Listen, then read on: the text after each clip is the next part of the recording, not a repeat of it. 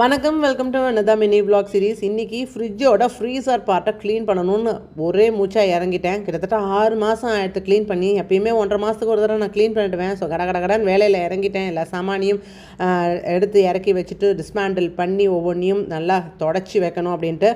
முதல்ல வந்து நார்மல் துணியை வச்சு தொடச்சிட்டு அப்புறம் DIY சொல்யூஷனை தான் நான் யூஸ் பண்ணி துடைப்பேன்.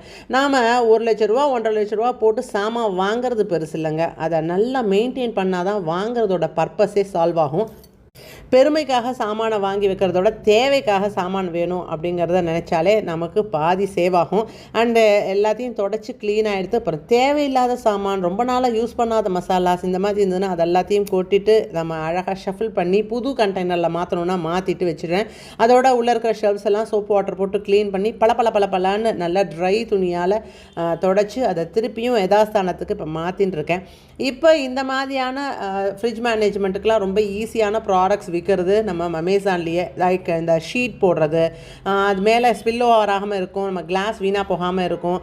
அண்ட் மோர் ஓவர் மெயின்டெனன்ஸும் ரொம்ப ஈஸியாக இருக்கும். இந்த சைஸுக்கு தேர்ந்த மாதிரி கிடைக்கல அப்படின்னா பெரிய ஷீட்ஸ் வாங்கி அதுக்கு தேர்ந்த மாதிரி கட் பண்ணி நான் இப்போ யூஸ் பண்ணிட்டு இருக்கேன்.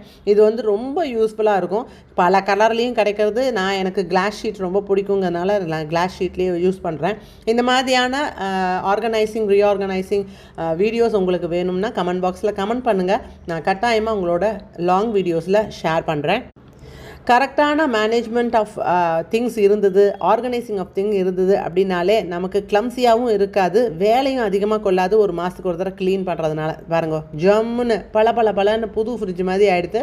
இப்போ தேவையான சாமான் எல்லாத்தையும் அடுக்க போகிறேன். எப்பயுமே மேல் ரேக்கில் வந்து டோரோட மேல் ரேக்கில் ட்ரை ஃப்ரூட்ஸ்லாம் வச்சுருப்பேன். ரெண்டாவதுல ஹோல் ஸ்பைசஸ், கிராம்பு, ஓமம் அந்த மாதிரி விஷயம்லாம் வச்சுருப்பேன். அடுத்தது ஐஸ் மேக்கர்ஸ், அதுக்கு அடுத்ததில் சியா சீட்ஸு, சப்ஜா சீட்ஸு, கண்டத்திப்பிளி, அரிசி திப்பிலாம் வச்சுருப்பேன். கீழே காலியாக தான் இருக்குது. அடுத்து இந்த சைடில் நம்ம ரேக்கில் கோல்டு பேக்ஸ்லாம் வச்சுருப்பேன், அப்பளம் வச்சுருப்பேன். அண்ட் எல்லா ஃப்ளார்ஸுமே நான் இதில் தான் மெயின்டைன் பண்ணுவேன், ரொம்ப நாள் வரும் அப்படிங்கிறதுனால.